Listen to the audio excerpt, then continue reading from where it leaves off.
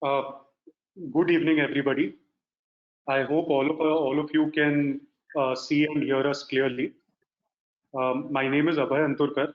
I am the convener of Debrief, and we have with us Mr. Shekhar Nafde, who, as we all know, is a senior advocate now practicing in the Supreme Court of India. COVID-19 has thrown everything off track. Commercial transactions have come to a standstill, not only because of the pandemic, but also because of the consequential restrictions which have been imposed by the central and the state governments. Nobody could have really imagined the scale of this pandemic even maybe a few months ago. In these circumstances, the otherwise innocuous force majeure clause in our contracts has now attained tremendous importance. Mr. Napde has very kindly and graciously accepted our invitation to speak on this subject. And I would like to thank him on behalf of all of us because he accepted it within maybe 5 seconds. With this, I would like to request Mr. Napde to take over the reins of the webinar and deliver his talk. Mr. Napde, over to you. Yeah, thank you, Abhay. At the outset, I must congratulate you and thank you for giving me this opportunity to share whatever bit I have learned in this profession. I must also thank Mr. Aseem Napde, advocate, and Mrs. Lakshmi Iyer for their valuable assistance in preparing this lecture. This is a vast subject. The deeper you go into it, the more confusion you are likely to enter into. There are hundreds of judgments, both of English courts and of the Indian courts, and some of them are difficult to reconcile. But let me begin with the beginning. World Health Organization has defined a pandemic as the worldwide spread of a new disease. On 30th January 2020, World Health Organization declared a public health emergency of international concern under the International Health Regulations 2005. The pandemic COVID-19 required the central government to invoke its powers under the National Disaster Management Act 2005. The central government has issued a notification under Section 10(2) of the Act, ordering the present lockdown with effect from the midnight of 24th of March 2020. Similarly, all the state governments all over the country have in their respective states invoked their respective powers under the Epidemic Disease Act 1897 by issuing appropriate notifications under the said Act. It is also heartening to note that the Indian judiciary has also taken judicial notice of the pandemic. Now, in a situation like this, where there is a lockdown on account of the imminent threat of a widespread disease, the impact on commercial contracts and other contracts is required to be seen. I'm just giving you a few examples. For example, if there is a construction contract, it may be a construction of a road, it may be a construction of a colony, it may be construction of a factory or a plant. And if the time is of the essence, and on account of the present lockdown, the contractor is not able to bring the workers on the site or is not able to obtain the necessary raw material, then what happens? Whether under Section 55 of the Contract Act, the principal employer can seek damages and compensation, a question which would arise for court's consideration in due course. Similarly, if a hospital which is set up for treating patients those who are suffering from coronavirus And if suppose the lessee is conducting the said hospital, what happens to the rights of the lessee? If the government has taken over or the appropriate public authority has taken over the management of the said hospital, whether the lessee is bound to pay the lease rent during the period under which the management is with the public authority concerned. Take for example, if there is an agreement to sell immovable property where the time is of the essence and the parties are willing to comply with their respective obligations but are unable to appear before the sub-registrar for the purpose of executing a conveyance within the stipulated time, where the time is of essence. What happens to such a contract? What happens to those contracts which involve supply of goods within a specified period, a specified quantity? These are all questions which will arise in the field of contract. But there is one more dimension to the problem. And that problem is, what about the statutory obligations? I give you two examples. Suppose a person is a successful bidder in an auction sale conducted by a civil court in execution of a decree, and he has deposited the 25% of the amount, and under Order 21, Rule 85, he has to deposit the balance amount within 15 days. But if on account of the closure of the court or on account of the working of the court is not very effective, he is unable to deposit the balance purchase price, what happens to his fate? The Supreme Court in Manilal Shah versus Sardar Syed Muhammad has held that provisions of Order 21 Rule 85 are mandatory, and therefore the courts have no power to extend time. In a situation like this, what would be his fate? Or take, for example, another case, a person who is a successful bidder under an auction held under the SURFACE rules. Similarly, he has to deposit the balance purchase price or 75% of the purchase price within a maximum period of 3 months from the date on which his bid is accepted. Now, due to the functioning of the financial system and the banking system being affected on account of this lockdown, he is unable to comply with his obligations. What happens to his fate? These are all questions which will come before the court sooner or later. But one heartening thing to note is that the Indian administrative authorities and the judicial authorities have immediately responded to the situation arising out of the COVID-19. Reserve Bank of India has issued a directive to all banks on 27th March 2020 and has further issued another directive on 17th of April 2020 and has virtually directed moratorium on the payment of the repayment of loan installments, EMIs, credit card dues, etc.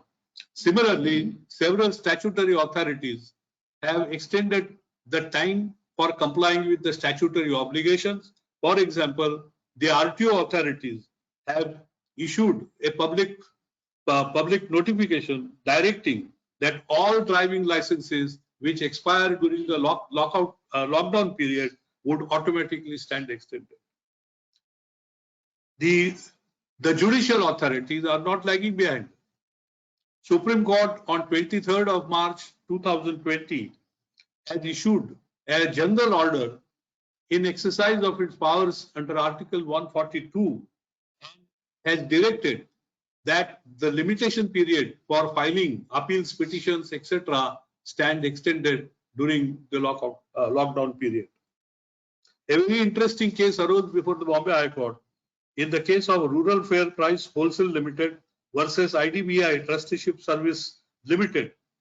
There, the defendants wanted to sell the placed shares on account of default committed by the plaintiff in repaying the loan amount. During the lockdown period, due to COVID-19, the price of the shares in question collapsed drastically. And therefore, the sale of the said shares would have been to the great prejudice of the plaintiff.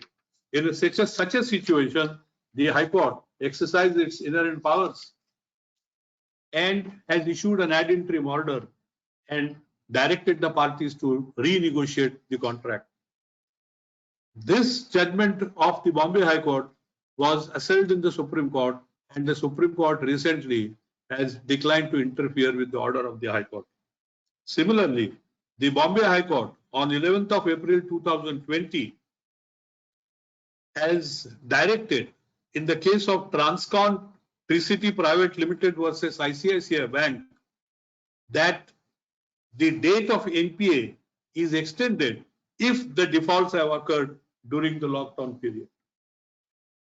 Now, the response of the public authorities and the response of the judicial authorities clearly indicates that extending the period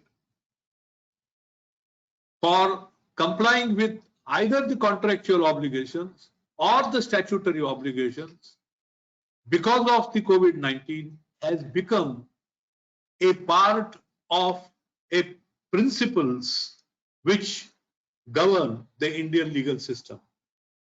Therefore, in that light, the existing law on the subject will have to be seen in a proper perspective.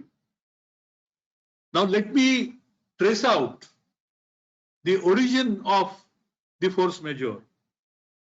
Of course, it is of vintage origin, but for the purpose of convenience, I have chosen 1805, where we have a Napoleonic code in France, and the article 1148 takes cognizance of the concept of force majeure. In the case of Thomas Limited versus For Fair Claw, the Queen's Bench observed that the precise meaning of the term force majeure has defied understanding, and the lawyers have been debating for the last 150 years as to what it precisely means. In another case, the English court has explained this term this way. This term is used with reference to all circumstances independent of will of the man and which is not in his power to control, and such force majeure is sufficient to justify the non-execution of a contract. Thus, war, inundations, epidemics are cases of force majeure. It has even been decided that a strike of the workmen constitutes a case of force majeure. Unitoid principles in Article 7.1.7 have also taken cognizance of this concept of force majeure. Force majeure is a Latin term which means superior force. A force majeure clause in contract is meant to absolve the performing party from the contractual obligation on account of circumstances which are beyond its control. The typical force majeure events are war, floods, earthquake, natural calamity, epidemics, etc. Except the provisions of the RERA Act and the Central Goods and Services Act 2017, there is no statutory definition of force majeure. The RERA Act defines force majeure as, for the purposes of this section, the expression force majeure shall mean a case of war, flood, drought, fire, cyclone, earthquake, or any other calamity caused by nature affecting the regular development of the real estate project. The definition contained in the Central GST Act is a bit wider. It reads like this: for the purpose of this section, the expression force majeure means a case of war, epidemic, flood, drought, fire, cyclone, earthquake, or any other calamity caused by nature or otherwise affecting the implementation of any of the provisions of this Act. The concept of frustration of contract was explained in Davis Contractors versus Param UDC, where the court observed prestation occurs whenever the law recognizes that without default of either party, a contractual obligation has become incapable of being performed because the circumstances in which performance is called for would render it a thing radically different from that which was undertaken by the contract. The definition of force majeure is to be found in Black's Law Dictionary. It runs like this. It is an event or effect that can neither be anticipated nor controlled. It is a contractual provision allocating the risk of loss of performance if performance becomes impossible or impracticable, especially as a result of an event that parties could not have anticipated or controlled. This definition is required to be analyzed. And let's see what are the constituent elements. First is it contemplates an event. Secondly, it is something which is not anticipated, and it is something which cannot be controlled by the parties. The other element is it is a provision in the contract relating to allocating or apportioning the risk of loss if performance becomes impossible or impractical. If the performance of the contract becomes impossible due to the happening of a supervening event, then the question that arises, who should bear the risk of such non-performance? This is something which is to be provided for in the contract itself. The parties to the contract are free and can expressly provide that the risk of such an event shall be borne by one of them or by the other, or they can apportion it or dilute it in various ways like suspension of performance, compensation, refund, restitution, or discharge of the contract. Where the contract makes a provision, this will normally preclude a court from holding that the contract has been discharged by supervening impossibility because the parties have allocated the risk knowingly. A contract would also not be frustrated by an event which was or ought to have been foreseen by the parties. This is because the parties have consciously accepted the risk. In this case, the proper course is to let the risk lie where it falls under the provisions of the contract. Force majeure concept relates to a provision in the contract, and it alters the rights and obligations of the parties. It is a creature of a contract, and it is not created by common law. Force majeure clause generally deals with the following things. One, specific event, conditions which have to be complied to attract this doctrine. And third, what would be the consequences if the force majeure clause is applied. It is a usual practice while drafting the force majeure clause to exhaustively enumerate the events or circumstances which are to be considered as force majeure for the purpose of that contract. Some of these are war, epidemic, pandemic, floods, natural calamities, strikes, government orders, etc.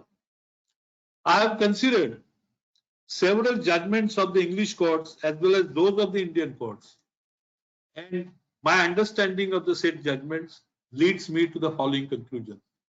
Let me hasten to add that the choice of judgments was very difficult because there are hundreds of judgments on this subject.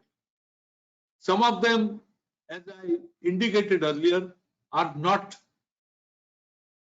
laying down the law on the subject in crystal clear terms. Some of the judgments are contradictory.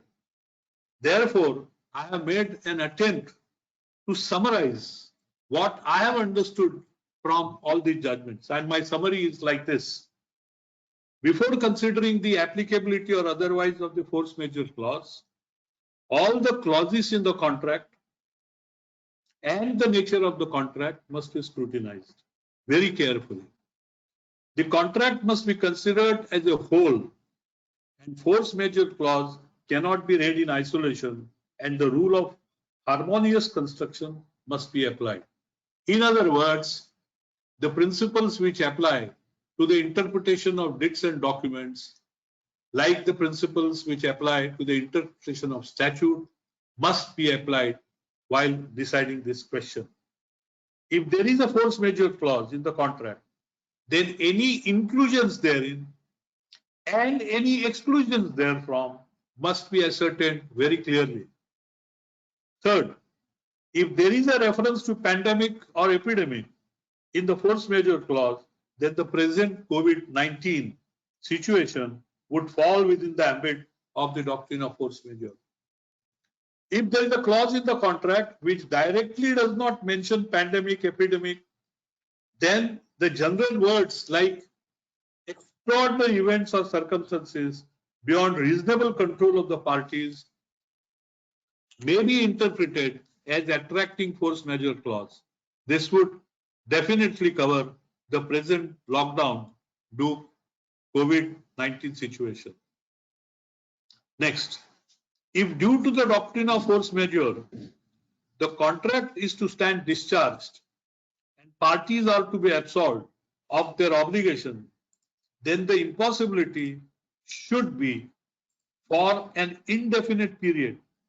If impossibility is for a temporary period, then the contract may not stand discharged unless the contract specifically provides otherwise. The applicability of the doctrine of force majeure involves a fact situation. A slight variation in facts would bring about a substantial change in the legal consequences. A detailed reading of several judgments of the English courts and those of the Indian courts clearly indicates that these judgments dehorse their factual matrix would appear to be inconsistent. The first difficulty in India is that section 56 of the contract is a positive law and there is hardly any scope to apply the doctrine of force majeure. Some of the Indian courts, including the apex courts, have referred to the judgments of the English courts, which may not be relevant in view of the statutory provisions contained in the Contract Act. However, I must hasten to add that the Indian courts are alive to the fact that there is a significant difference between the English law on the subject and the provisions of the Indian Contract Act.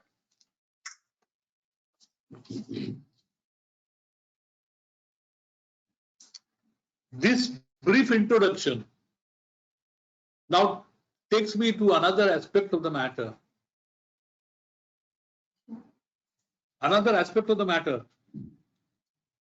The English courts,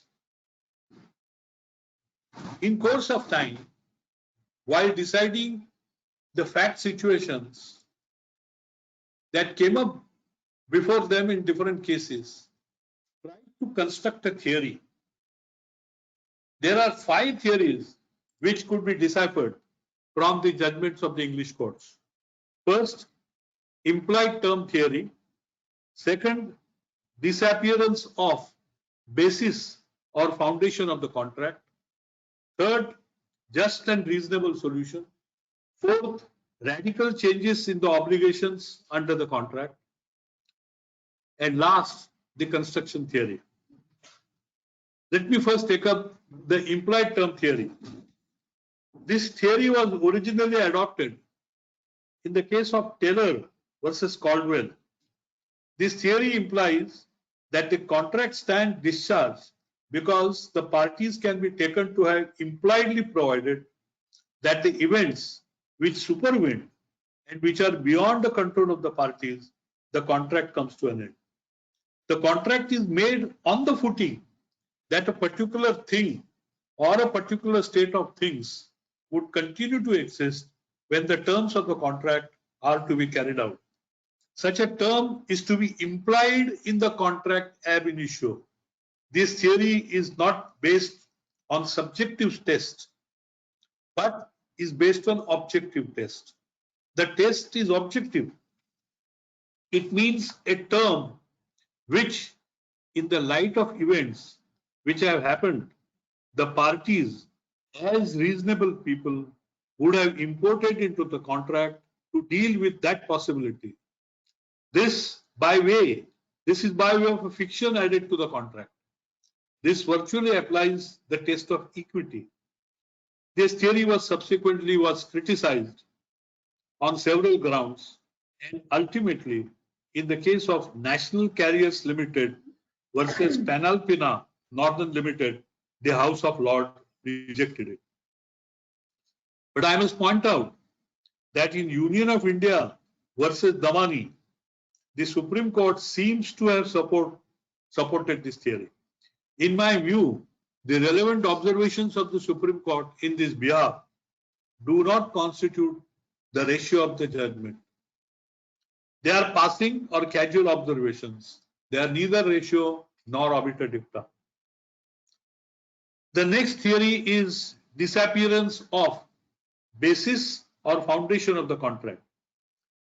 This theory presents conflict between two fundamental principles of law and which are reflected in the two different maxims. First, pacta sunt servanda, which means agreement must be observed. And second, non in fodere veni, which means it was not that I promised to do. This theory also goes back to the judgment in Taylor versus Caldwell. But in case of Tyrrell versus Hari, this theory is explained by the English court in detail. And it lays down when parties enter into a contract which is dependent for the possibility of its performance on continued availability of specific things, and the availability comes to an end by reason of circumstances beyond the control of the parties, the contract stands dissolved. This theory dispenses with the necessity of finding out the intention of the parties. The problem with this theory is that the word basis or foundations lack precision in their connotation, and thus there is no difference between this theory and the theory of implied terms.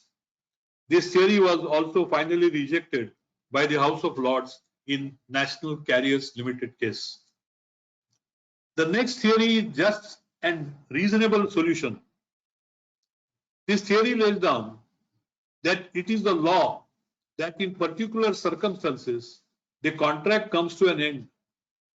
In the absence of express intention of the parties, courts simply determine what is just and fair. It may happen that while carrying out the terms of the contract, that a fundamentally different situation arises and for which the parties have not made any provisions in the contract, so much so that it is not just in the new situation to hold the parties bound by the terms of the original contract. The contract then comes to an end. This theory was propounded in the case of Ocean Tramp Tankers Corporation versus BIO Suffrage. This judgment discards the theory of implied term. In British Movietones News Limited versus London and District Cinema Limited, the appeal court, through Lord Denning, held that it is the power of the court to do what is just and fair. This statement of law was disapproved by the House of Lords in appeal. The House of Lords held that the principle remains the same, and its application may vary depending upon the facts of each case. The jurists and the theoretical lawyers may debate about the possibility of applying a particular theory, but it is a question of construction of the terms of the contract. This observation of the House of Lords is quoted with approval by the Honorable Supreme Court in Ganga Saran versus Ramcharan Ram Gopal. It is also approved by the Supreme Court in Satyavrata Ghosh versus Mughal Ram Bangur and Company. Then the next theory is radical changes in the obligations under the contract on account of an unforeseen event. This theory lays down that the appropriate test is whether the contract stands frustrated due to radical changes in the situation. Frustration takes place when there supervenes an event which is not due to default of either party and for which contract does not make any specific provision. And the change is of a substantial character. And therefore, if the contract is performed, it will be a different contract than what the parties originally contemplated. This view is taken by the House of Lords in the National Carriers Limited case. The last theory is the construction theory. This theory lays down that the matter of law, the courts must construe the contract terms in the light of facts existing at the time of the execution of the contract, its nature and surrounding circumstances. This principle is approved in Davis Construction Limited versus Fareham Urban District Council and also Joseph Constantine Steamship Limited versus Imperial Melting Corporation. And this approach is approved by the Supreme Court in LOP Parshad and Sons Limited versus Union of India.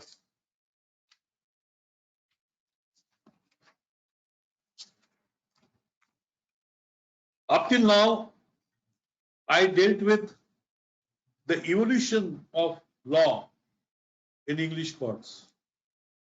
I have already indicated that there is a substantial difference between the law in England on this subject and the law obtaining in this country.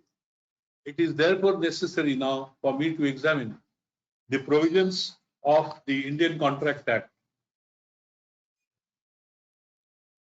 There are three important provisions which deal with a situation which is somewhat like force majeure. These sections are section 32, 56, 57. Section 32 lays down that when a performance of a contract is based on a certain future event and the future event becomes impossible, then the contract becomes void. Section 56 has three parts. First, the first part is a statutory recognition of the Latin maxim, which states that the law does not compel anyone to do what is impossible.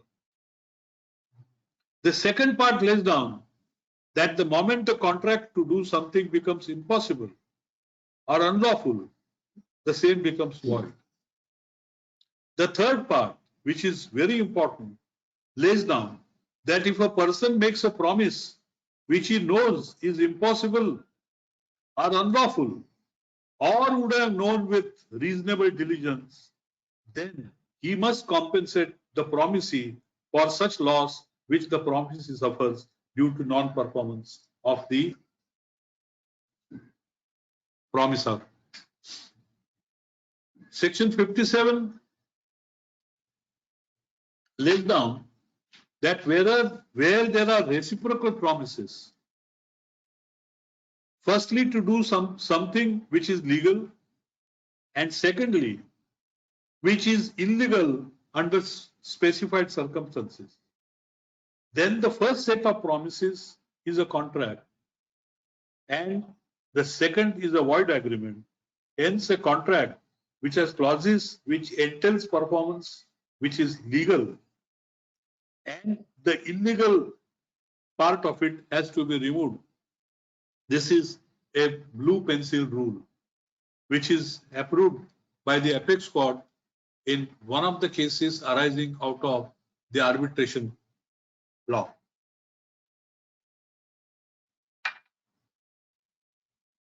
My next proposition is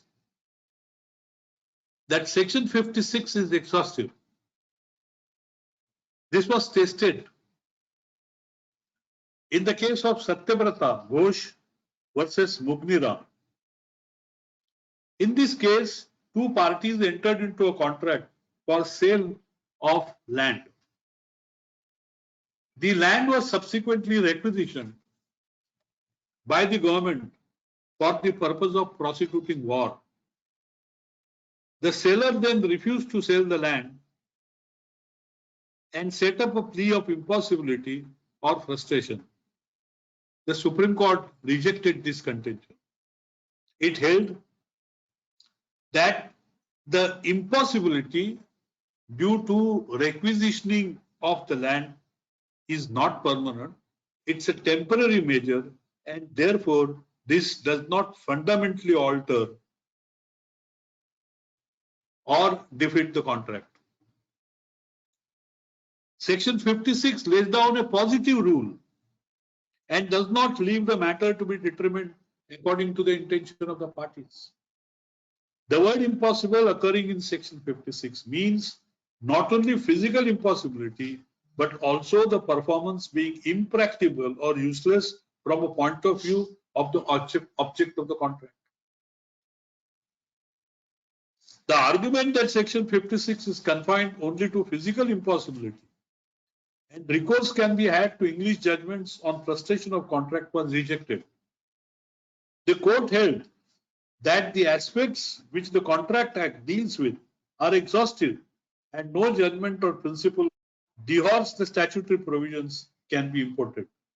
The English judgments can at the most have a persuasive value, but they do not determine the question of interpreting the provisions of the Indian Contract Act.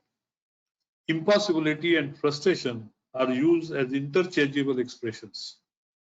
The doctrine of frustration of contract, developed in England, mainly proceeds on the basis of certain implied terms in the contract, which are the foundation for the performance to take place.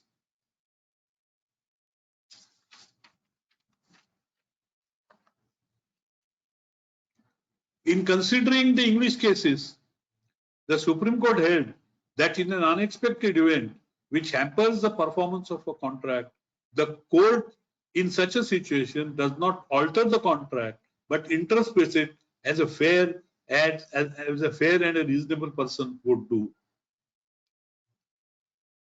And therefore, the court held that the obligation of the vendor to sell the property stands suspended during the period of requisition. And once the period of requisition is over, the contract subsists, and therefore the vendor is bound to execute a conveyance in favor of the vendee.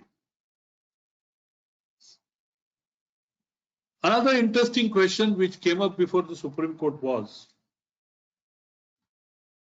it arose out of very peculiar wording of the force majeure clause. The clause in question laid down usual force majeure clause. This was a contract for sale of goods. The seller then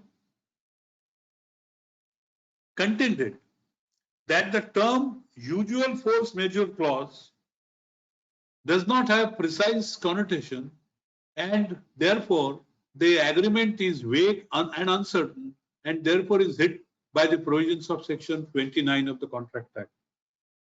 This contention was rejected by the Supreme Court. Court held that the usual force majeure clause was capable of being made certain.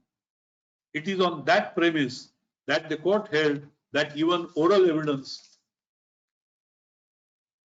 can be recorded for the purpose of deciding whether a particular event falls within the ambit of the usual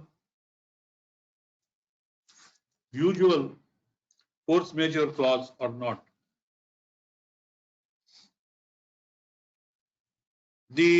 Another important aspect is that the force majeure clause cannot be relied by a party who causes the force majeure event to occur by his willful default or by his negligence. This was considered by the Supreme Court in Bhuttalinga Agencies versus VTC. This was a case where the person was supposed to supply coffee powder to the purchaser. The government, in exercise of powers under the Import-Export Control Act 1947, prohibited this trade and or placed certain restrictions. On account of this, the vendor contended that the contract has become void on account of the government action. The court ultimately accepted the contention of the vendor, but while doing so, it held that as a matter of principle, Section 56 cannot come to the benefit of someone who has self-induced frustration. That is, the doctrine of frustration cannot apply where the event which is alleged to have frustrated the contract arises from the act of the party in question.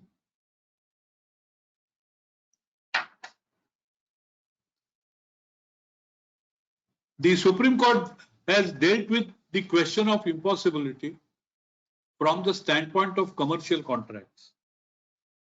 The court held in the case of LOP Parishad versus Union of India that on account of a situation arising subsequently, if the performance of the contract becomes onerous, that is no ground to avoid the contractual obligations. The facts of that case were the trader entered into an agreement to supply the ghee to the government of India during the World War II. Because of the war situation, the prices of ghee shot up suddenly. The trader therefore found that supplying the ghee at a price stipulated in the contract is imposing a tremendous financial burden on him and therefore wanted to get out of the contract.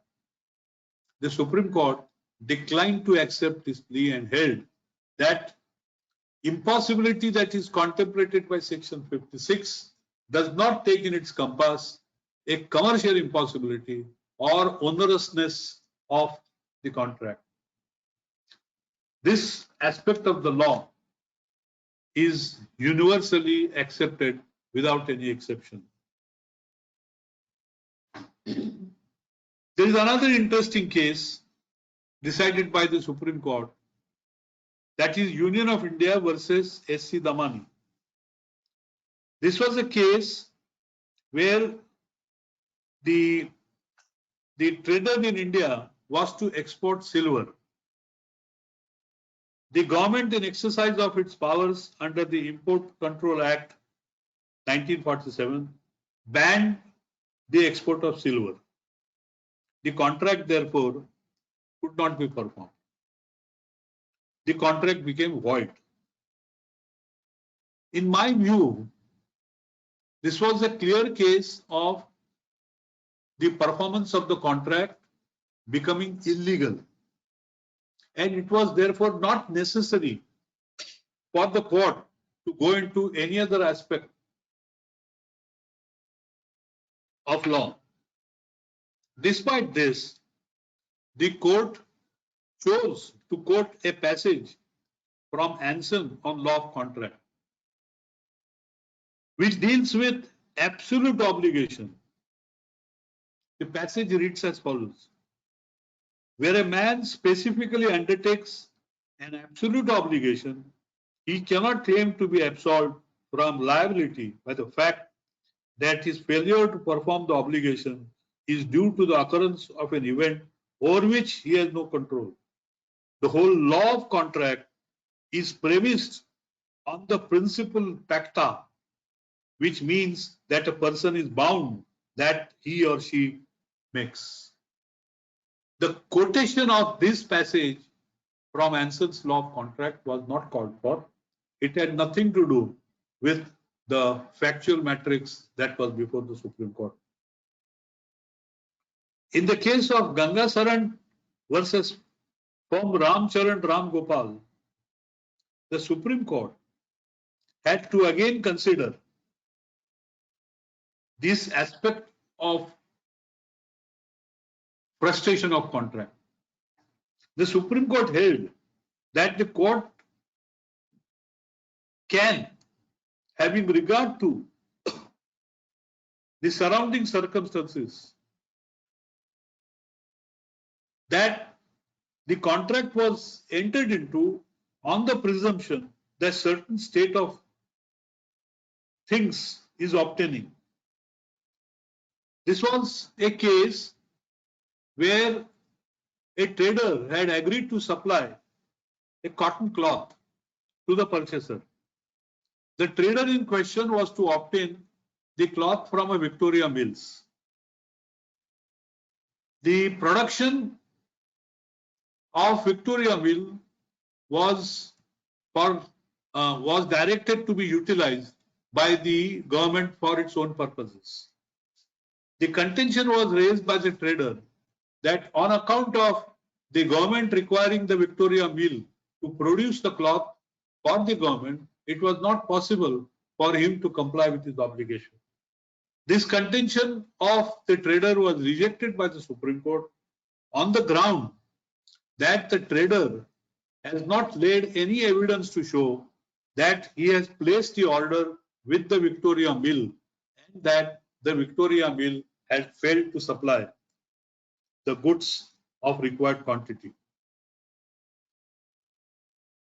In Nama Power versus Punjab Power, the Supreme Court elaborated on the 5 condition test for an implied condition to be read into the contract.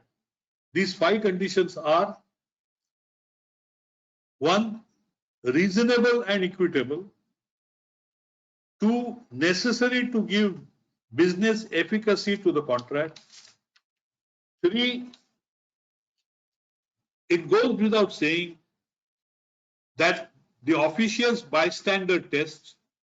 4th, capable of clear expression. And 5, must not contradict any express term of the contract.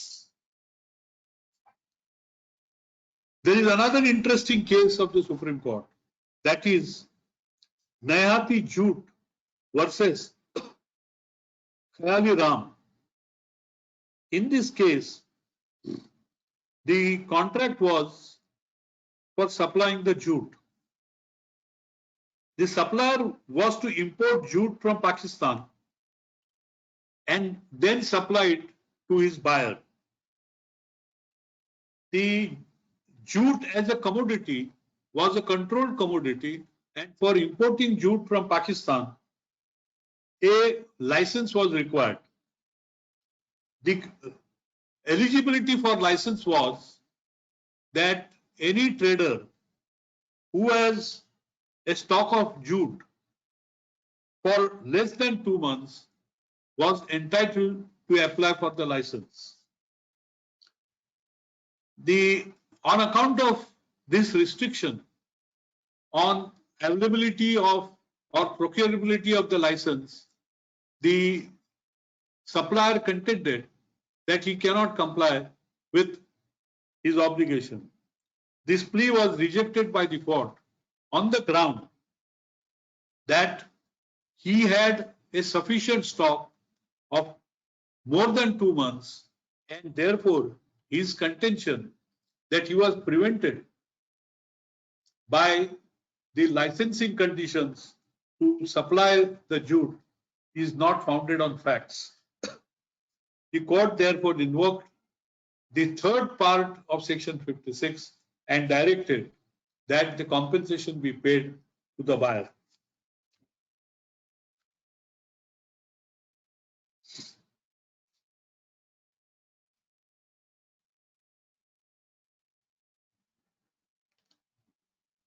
As a result of partition, the rights of parties were affected. One such case is Sushila Devi versus Hari Singh. In this case, the owner of the land agreed to sell his landed property, even accepted earnest money. Subsequently, the village in which the land was located became a part of Pakistan, and therefore the performance of the contract became impossible. The Supreme Court accepted the contention of the vendor that on account of the village being part of Pakistan, he cannot comply with his obligation, and therefore the contract stands frustrated. There is one interesting case which arose from the provisions of the Bombay Tenancy and Agricultural Lands Act 1948. This statutory provision lays down that if the land of an agriculturalist cannot be sold to a non-agriculturalist unless an appropriate certificate is obtained under the relevant rules. The purchaser, prospective purchaser, applied to the concerned authority for getting such a certificate under the relevant rule. This application was rejected on technical grounds and not on merit. Taking advantage of this situation, the vendor declined to perform the contract and transfer the land. The Supreme Court ultimately held that the rejection of the application for the certificate was on technical grounds and was not on merit, and therefore the vendor's contention of frustration cannot be accepted. In a case arising out of the provisions of the Urban Land Ceiling Act, the Supreme Court took recourse to the principles of equity, and in my view, contrary to law. This is a case of Bai Dosabai versus Mathura Das. In this case, the purchaser of the immovable property filed a suit for specific performance. The suit was decreed, and the vendor was directed to execute conveyance in favor of the purchaser. But before the conveyance could be executed, the Urban Land Ceiling Act came into force. And under the provisions of the said Act, a surplus vacant land cannot be transferred. Such a contract is clearly hit by the provisions of the Urban Land Ceiling Act. The contract, in my view, had become void, and consequently, the decree based on such a contract had also become void. But despite this position, the Supreme Court directed that the decree can be molded, and after getting the appropriate exemption order, either under section 20, 21 or 22 of the Urban Land Ceiling Act, the decree can be executed. In my view, this is clearly contrary to the statutory provisions, and equity cannot override the statute. In the case of Karl Ettlinger versus Chhagan Das, the Bombay High Court drew a clear distinction between commercial impossibility and physical impossibility. In this case, the trader in India was to export some minerals from Bombay to Belgium. Due to war situation, government banned the export of such minerals. The trader contended that on account of such a ban, he cannot comply with his obligation, and therefore the contract stands frustrated. His contention was negatived by the Bombay High Court, and the Bombay High Court held that though export was banned from Bombay, it was possible for the trader to export the mineral in question from some other place in the and comply with his obligation. And therefore, his contention of impossibility and frustration was negative. This judgment, in my view, appears to be not laying down a correct proposition of law. In the case of Energy Watchdog versus Central Electricity Regulatory Commission, this is a 2017 judgment where very interesting question arose before the Supreme Court. This contract in question related to power purchase agreement. And all power purchase agreements are subject to statutory provisions under the Electricity Act 2003.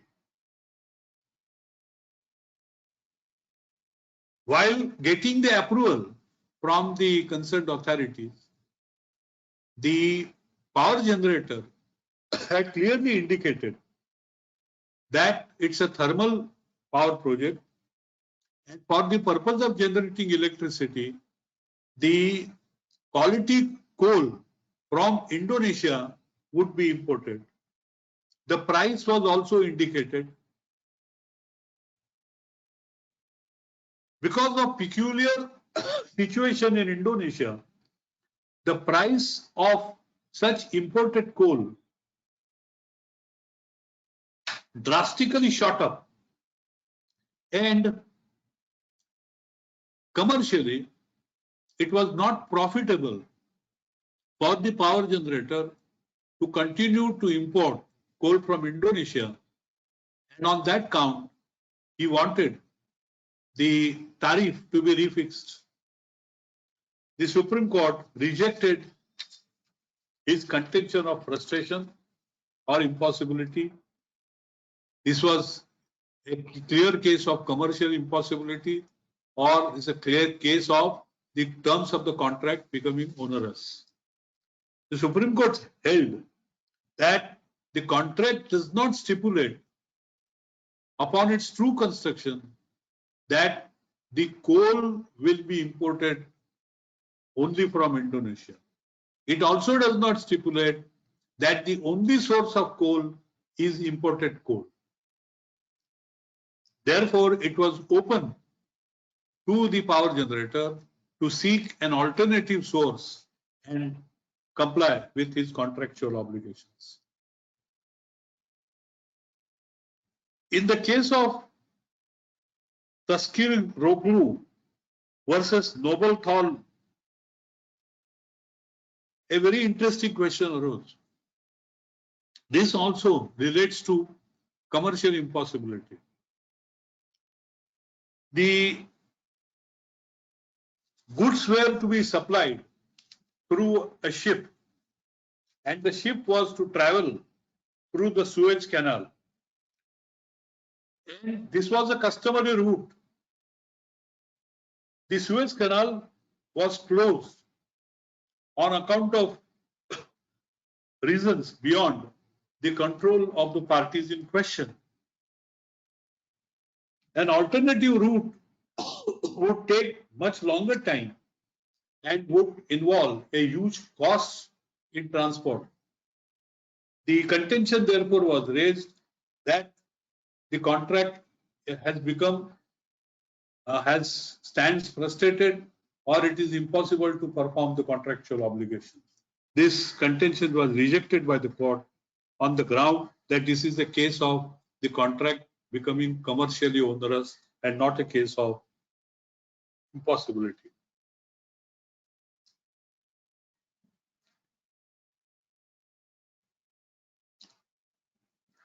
The concept of force majeure can be molded by the parties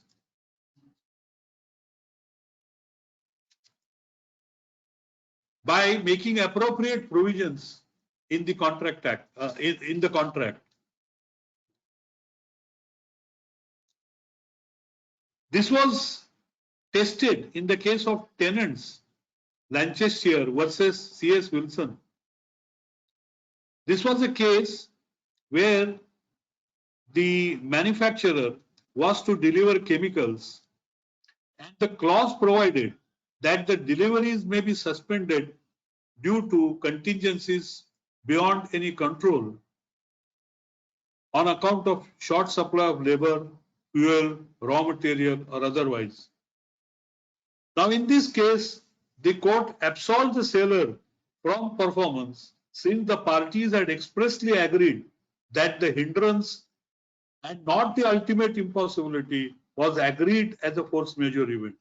The seller in this case was unable to supply due to outbreak of war. The seller was able to supply the requisite quantity subsequently to the buyer if he had committed a breach of his obligations toward other buyers. Performing one contract at the expense of committing a breach of several other contracts was held by the court to be a hindrance, and consequently performance was discharged.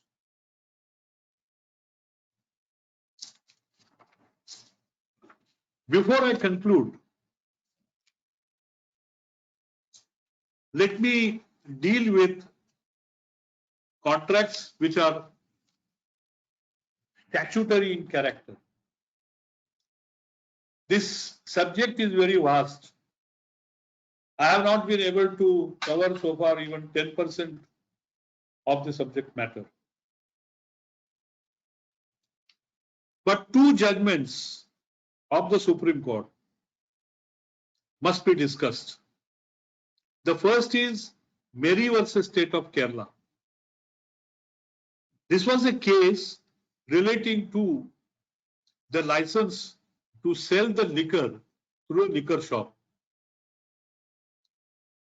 The person who got the contract for sale of liquor opened his shop. There were several people who objected to the opening of the shop, though the shopkeeper had the necessary licenses. Because of the protests, he could not carry on his business very smoothly. And therefore, he wanted to get out of the contract and pleaded frustration. The Supreme Court rejected his contention and held that the doctrine of frustration excludes ordinarily further performance where the contract is silent as to the position of the parties in the event of performance becoming literally impossible. However, a case of a statutory contract in which party takes absolute responsibility, such party cannot escape liability, whatever may be the reason. Such party cannot take shelter of Section 56.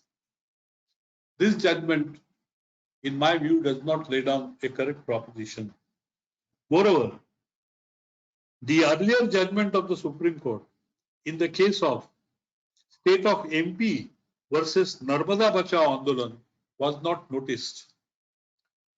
In Narmada Bachao Andolan case, under a statutory scheme, the government had to allot land to the project affected persons. On account of large number of such project affected persons, the government could not allot lands, and therefore it was impossible for the state government to comply with this statutory obligation. The court held that the relevant provisions are mandatory, but also came to the conclusion that it is impossible for the government to comply with its statutory obligations and therefore absolved the government from complying with the same. The two judgments, in my view, are directly contrary to one another. I am slightly exceeding the time.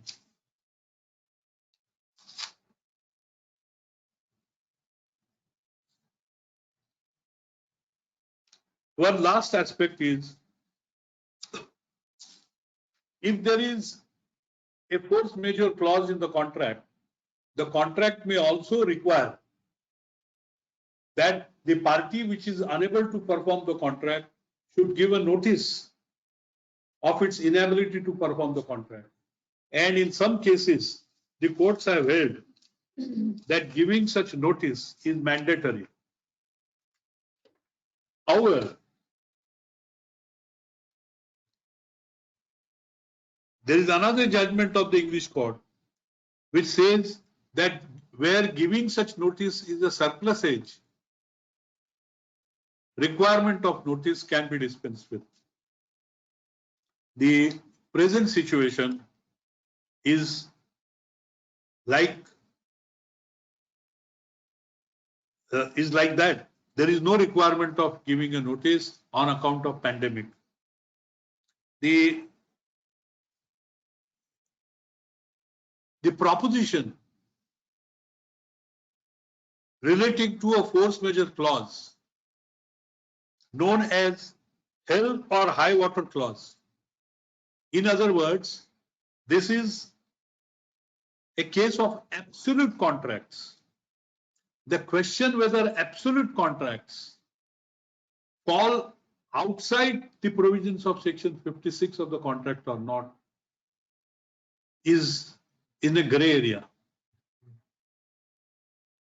The two judgments which I have referred to, one relating to the liquor shop, the other relating to the Narmada Bachao Andolan, throw some light on these aspects. But the Indian courts have not laid down in crystal clear terms as to what is the true position as regards absolute contracts. Can there be an absolute contract which falls outside the purview of section 56? Or whether section 56 takes in its compass even absolute contract? This is the question which is left open by the courts, in my view. There is a lot more to be said, but we have completed more than an hour, and therefore now I would request the participants to pose any questions.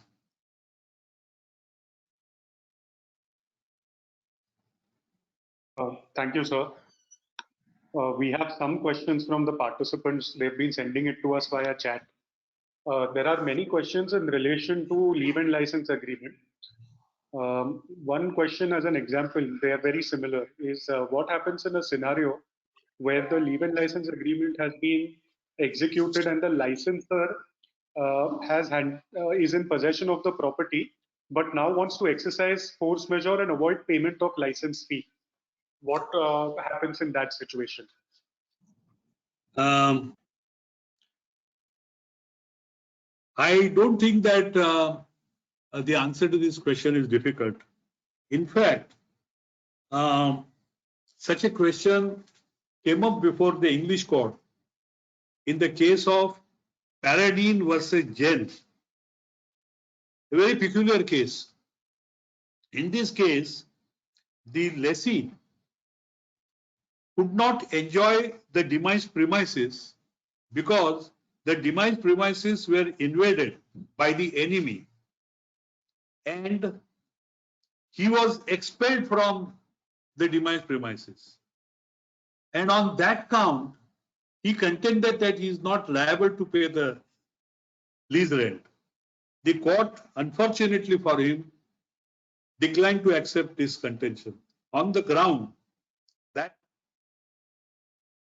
the contract is absolute in its nature, and therefore, notwithstanding the fact that he was not able to enjoy the demised premises, he is bound to pay the lease rent. A similar question arose also in India, and that is in the case of I'll just tell you in a minute.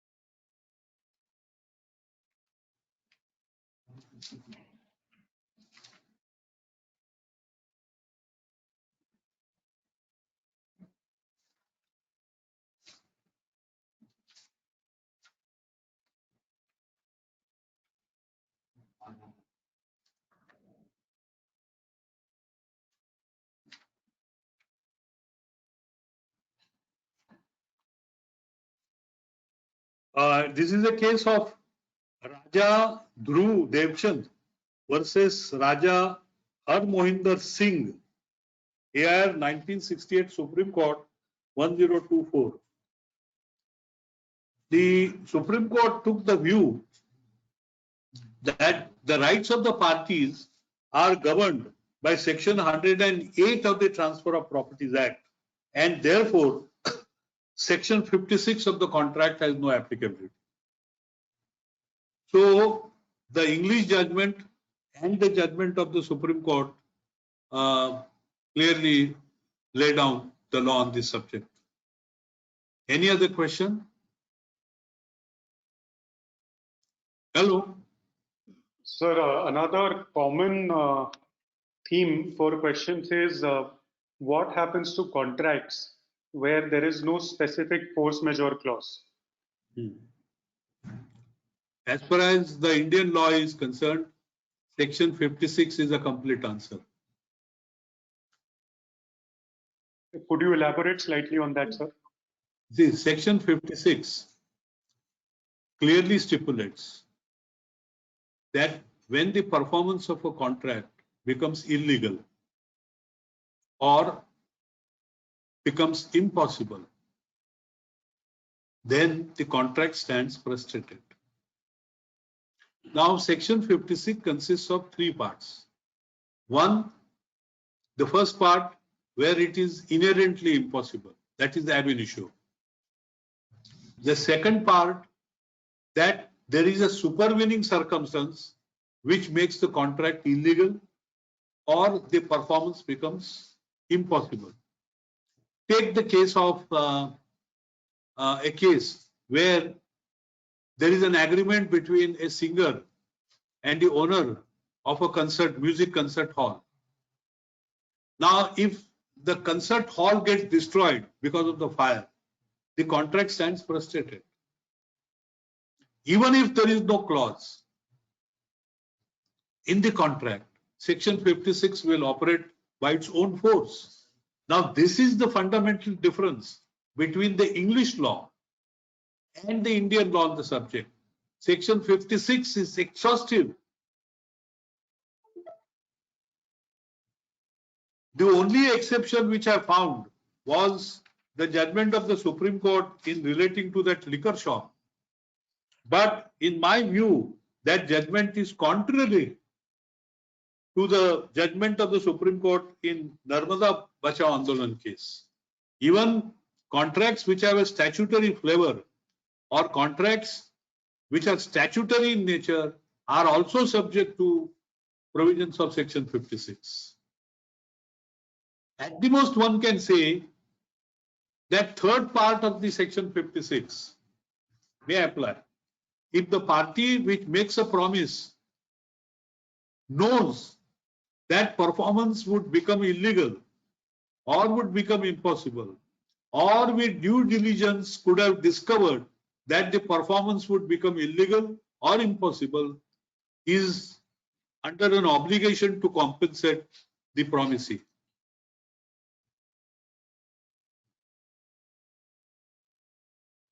Hello, any other question? Sir, there are many more questions, but I don't think time will permit us to ask all of these. So I think we can wrap up the session here if you don't have anything else to say. No, I don't have. I have covered. Yes, I really want to thank you on behalf of all of us for taking out time and addressing us on this topic. Lot has remained unsaid, but it cannot be helped. The subject is so vast. That's true, sir. But I think this gives us all an insight into the subject, and we can all sort of enter this subject by using the crutches that you have provided us today. Oh. I also really want to Advocate Aseem Nafde for his patience and all his technical assistance to our team in setting this up. I think today we have traveled through time from the 19th century till today through courts and through judgments. So thank you very much, sir. Okay, thank you for the opportunity. Over and out. For all our participants, this video will be shared on our social media pages, including our YouTube page. So you can go through it at leisure and sort of look for answers to all the questions that you've raised today. For details about all our future events, please follow us on Facebook, Twitter, and Instagram. And please share all your comments and suggestions with us on our email, which is debrief@yahoo.com. For the next event that is coming up will be on Wednesday at 11:30 a.m. That's 11:30 in the morning, where we will have Mr. Asfi Chenoy, who's a senior advocate in the Bombay High Court, talking about the nature of the Indian Constitution. We will be posting details about that soon. To sum up, we hope all of you are safe in these times and staying indoors and doing everything to stay away from this corona. Thank you very much. We look forward to seeing all of you in all our future events. Okay. Thank you, sir. Salam.